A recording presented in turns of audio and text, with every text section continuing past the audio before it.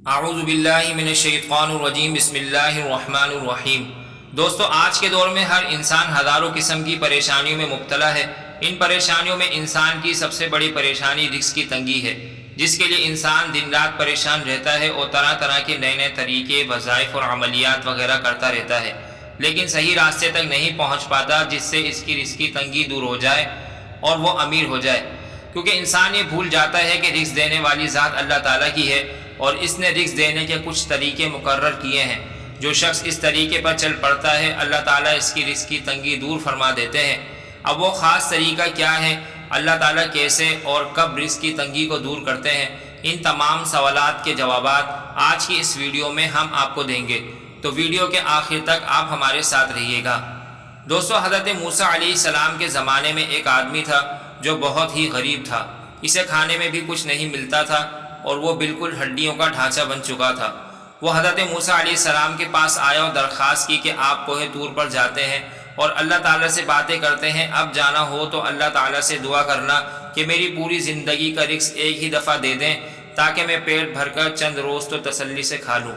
چنانچہ حضرت موسیٰ علیہ السلام نے اللہ تعالیٰ سے دعا کی اور اس آدمی کو گندم کی چند بوریاں، 2 بکریاں اور کچھ سامان دے دیا گیا کہ یہ تمہاری زندگی بھر کا راشن ہے، کہ یہ تمہاری زندگی بھر کا رزق ہے۔ حضرت موسیٰ علیہ السلام مطمئن ہو گئے۔ اس واقعے کو چند برس گزرے تھے کہ اچانک حضرت موسیٰ علیہ السلام کو اس آدمی کا خیال آیا کہ وہ بندہ کس حال میں ہے۔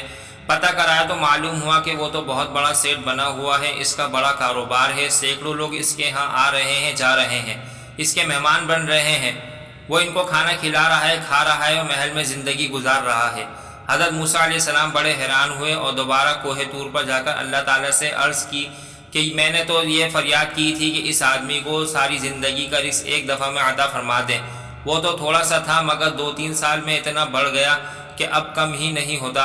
اللہ تعالیٰ نے فرمایا، اے میرے پیارے موسیٰ، اگر وہ آدمی اپنی ذات پر خرچ کرتا تو اس کا اتنا ہی رزق تھا جو اس کو ملا تھا، مگر اس نے میرے ساتھ نفع کا سودا کر لیا، وہ مہمانوں کو کھلاتا تھا، اللہ کے لیے کھلاتا تھا اور میں اس کو 10 گنا کر کے لوٹاتا تھا۔ اب اس کو تجارت میں نفع اتنا ہوا کہ اب رزق سمٹ نہیں رہا ہے۔ صدقہ جاریہ کے طور پر ویڈیو کو شیئر کریں۔